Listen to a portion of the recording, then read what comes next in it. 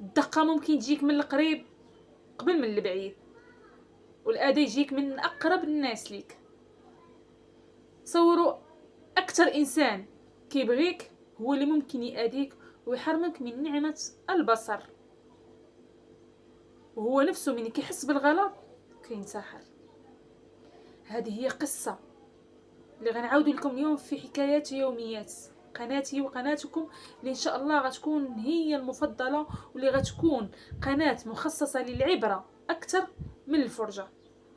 فقط ما عليكم الا تابوناو، تفعلوا حركه الاكسبلور، تفعلوا الجرس، جيم، كومونتير وبارطاج مع صحابكم مع احبابكم في لي جروب، ان هذه القناه هي قناه عائليه للفائده للعبره. شجعونا نمشيو في هذا المحتوى باذن الله. كونوا انتم السباقين انكم تابوناو وتبارطاجيو، وخليو صحابكم حتى هما يتابوناو ويبارطاجيو. ان شاء الله غنكونوا عند حسن ظنكم باذن الله.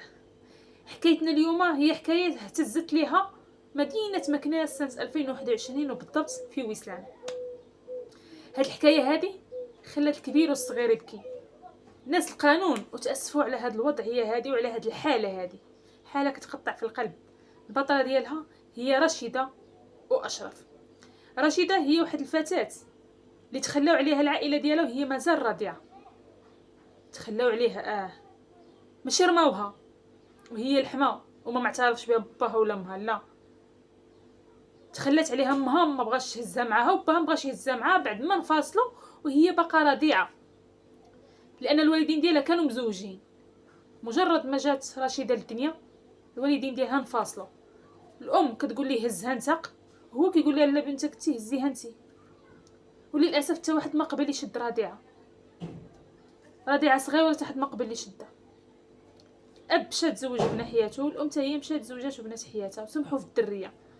الوحيده اللي ما قدرتش تخلى عليها هي جداتها، ولكن جداتها مرة كبيره، رغم ذلك شداتها عندها وقابلاتها وحتى كبرت ووصلت لواحد السن ديال 15 عام.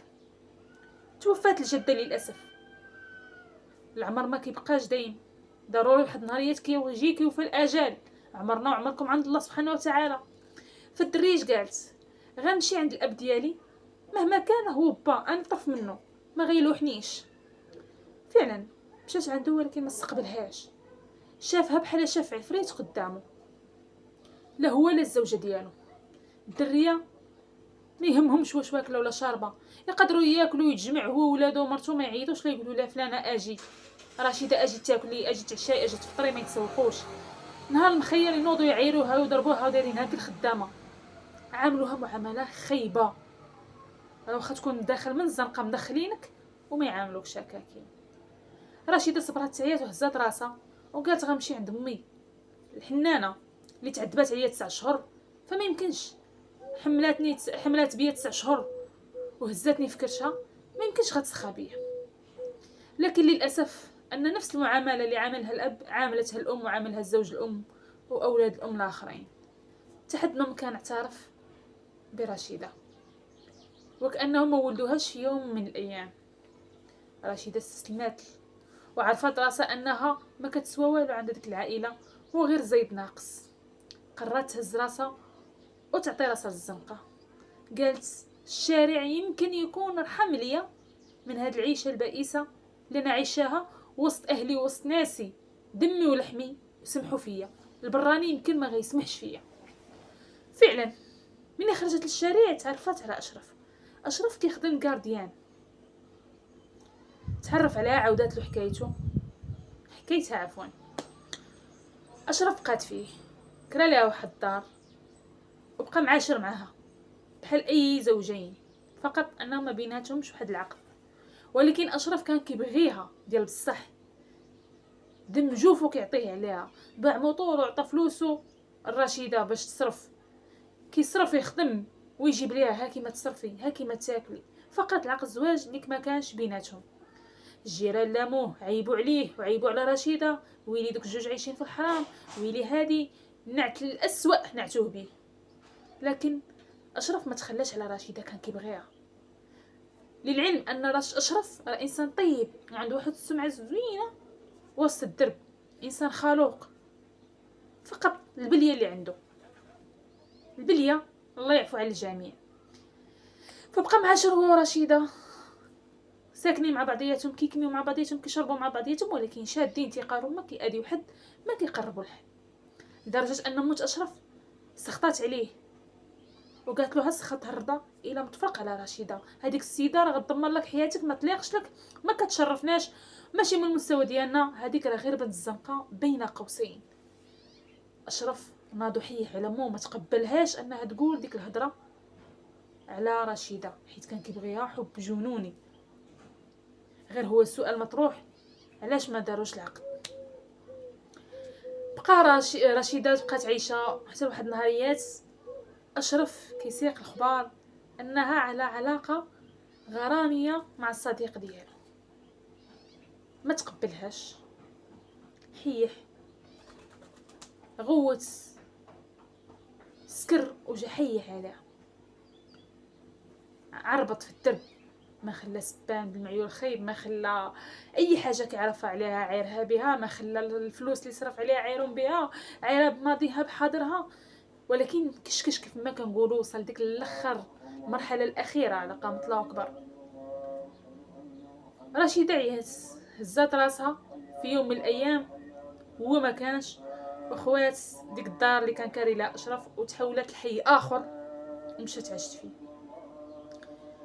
اشرف من يعرفها تحولات جن جنونو وفقد الصواب ديالو، لانه واش كيقول، حنا كنتخاصموا ديما وكنتصالحوا، ما يمكنش هاد المره غتكون تخلات عليا ديال بصح، حنا متعودين على الخصام ونتصالحوا ونتخاصموا ونتصالحوا، هذه هي حياتنا.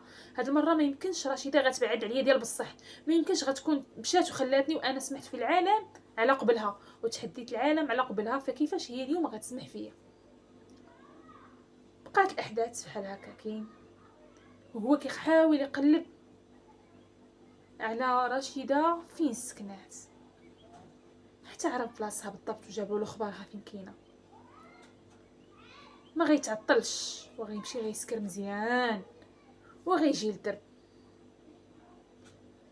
حيح العماره فين ساكنه رشيده كاع الشراجم ديالها تفرشخو، البيبان الحديد ديالهم عواج، الكلام الساقط، الحيحه الجيران يطلعوا يتفرجوا، حتى شي حد ما قدر يقرب ليه لانه كان في حاله هستيريه، والجيران كاع خافوا انه لا نزل شي واحد فيهم يا اما غيتشرمال يا اما غتوقع له شي عاهه مستديمه. في هاد اللحظات رشيده كانت كطل من الشرجم وخايفه، لان عارفه اي اشرف منين كيوصل ديك الحاله شنو ممكن يدير. سدات عليه وبقات كتفرج كتقول دابا يعيا ويمشي، لكن العزيمه اللي كانت عند اشرف كانت قوه، وبقى محيح في الدرب حتى رشيده استسلمت وقالت غنزل، يمكن غنزل نهضر معاه غيتهدن، ويا ريت ما نزلات. من نزلات حاولت تهضر معاه بشويه والجيران كيتفرجوا، لكن انه الوعي ديالو ديك اللحظه ما كانش حاضر، خصوصا انه كان متعاطي الكحول بنسبه كبيره، واشرف كان واحد القامه وواحد الجسم ضخم عكس رشيده لانها ستيوتا كيف ما كنقولوا. بقى كيضرب في رشيده، كيضرب فيها كيهزها للسما وكيخبط، وهي ديك السيده كتطلب والدمايات كتشرشر، والجيران هبطوا بغاو يفكوا حتى حد ما قدر يقرب ليه، كيغوت كيقول لي ملي قرب ليا ما يلوم الا راسو. بقى يضرب فيها مزيان حتى وكلها لها. في الاخر كيستعمل السلاح الابيض وكيجبد ليها عينيها. شنو يجبد ليها عينيها؟ تقبهم ليها. صافي هنا الناس تصدمات وبقاو حالين فامهم هول الصدمه، اش هادشي واقع. اشرف في واحد اللحظه بحال ضربته فيقه وهرب. الناس عيطوا للامبولانس، جات لامبولانس، جات الرجال الامن، جات الوقايه المدنيه، كلشي حضر. مشات رشيده للسبيطار، لكن للاسف انها فقدات عينيها بالمره، قال لهم الطبيب ما عندها ما تسترجع. صافي البصر مشى، شبكه العين تقبات، كلشي تقب، يعني هذه غتبقى عاهه مستديمه. فقدات رشيده الامل في انها ترجع تشوف الحياه من جديد. لكن اشرف ايضا فقد حياته، لأنه من وعى على راسو أشنو دار، ووعى وصحى وعرف راسو أن رشيدة حبيبة قلبه اللي ضحى بالعالم على قبلها كان هو السبب في أنها تفقد البصر ديالها وتعيش كفيفة طول الحياة. أشرف ما استحملش هذه الحادثة وما استحملش أشنو دار، فانتهى به المطاف إلى شنق نفسه وتقديم الاعتذار عبر شنق نفسه. من البوليس كيقلب كيلقى ملأمنة دا أمانته، ضحى بنفسه خوفا من السجن والعقاب، وأيضا لعدم قدرته على تحمل رؤية رشيدة فاقدة لبصرها. ما عرفتش عرفتوا العبرة والحكمة من هذه القصة ولا لا؟ غنختصرها لكم في شي حاجة واحدة بسيطة، هو أن العائلة كتكون بعض المرات هي السبب الأول والأخير في دمارك. لأن رشيدة كل ما تخلوش عليها العائلة ديالها، كون حضنوها، كون رباوها وقراوها وعرفوها الصح من الغلط، ما كانتش غتخرج للشارع. كون حضنوا عليها ما كانتش غتخرج للشارع. رباو ولادهم، كل واحد فيهم ولد ولادو ربا ولادهم، وهذيك الإنسانة واش ماشي بنتهم؟ اليوم رشيدة كتعاني بسبب والدها بالدرجة الأولى. وأيضا العبرة هي في أشرف، وبعض مرات أن إنسان يحكم عقله ويعرف اش كيدير ويحسب الخطوة قبل ما يقوم بها. راه بعض مرات قراراتنا الشخصية كتكون غلطة، فما فيها باس نسمعوا الناس المجاورين، ما فيها باس ناخذوا الآراء، ومن الاخر ديك الساعة نقدروا نديروا رأينا. قصتنا اليوم كيف ما قلت لكم هي قصة اهتزت لها مدينة مكناس سنة 2021 بالضبط في حي ويسلان. الناس اللي غيشوفوا هذا الفيديو من مدينة مكناس غيعقلوا على هذه القصة هذه. نتمنى ان القصة ديال اليوم كانت مفيدة ولو غير شوية. نتلاقاو في فيديو آخر، دائما للعبرة ماشي للفرجة. إلى اللقاء.